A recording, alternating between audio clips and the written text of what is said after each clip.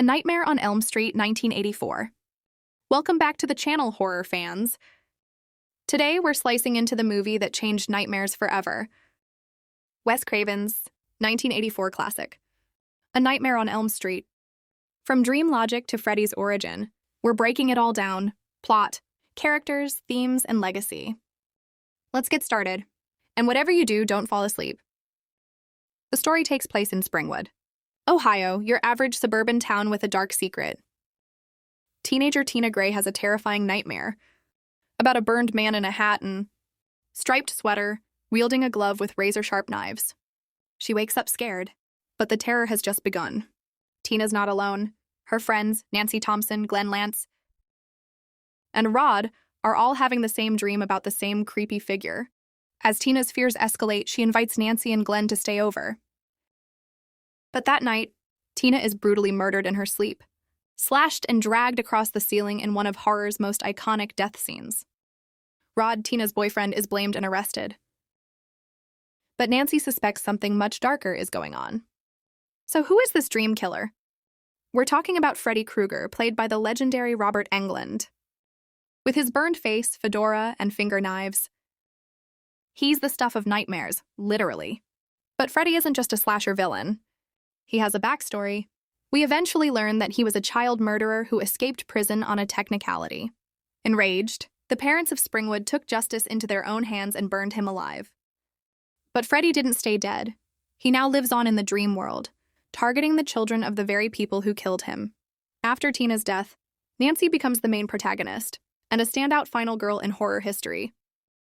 Smart, resourceful, and brave, she starts investigating Freddy and realizing that sleep is deadly. Nancy's dreams become more vivid and terrifying. She burns her arm on a hot pipe in her dream and wakes up with the burn in real life. She even pulls Freddy's hat from her dream into the real world and proving he's not just a figment of imagination. Meanwhile, her boyfriend Glenn, played by a young Johnny Depp, by the way, tragically gets pulled into his bed and explodes in a geyser of blood, another iconic death scene. With no one left to help her, Nancy decides to take the fight directly to Freddy. Nancy sets up Home Alone-style traps around her house, then pulls Freddy into the real world. She lures him through the booby traps and finally confronts him. But the real twist? Nancy defeats Freddy by turning her back on him, taking away the fear that gives him power. She refuses to believe in him, and he disappears. The ending is deliberately ambiguous. Nancy steps outside to a sunny day. Her mom is alive. Everything seems perfect, until Freddy's glove pops out of the door window, dragging her mother inside. The car locks shut with Freddy's signature colors. It's unclear what's real and what's a dream, and that's the point. The film blurs the lines between reality and nightmare until we, the audience, are left questioning everything. A Nightmare on Elm Street isn't just a slasher flick. It's packed with deeper meaning. Loss of innocence. The sins of the parents come back to haunt the children. Sleep is vulnerability. There's no escape from Freddy. Even your bed isn't safe. Repression and guilt. Freddy represents the dark secrets adults hide and how they manifest in youth trauma. Survival through awareness. Nancy survives by refusing to be passive.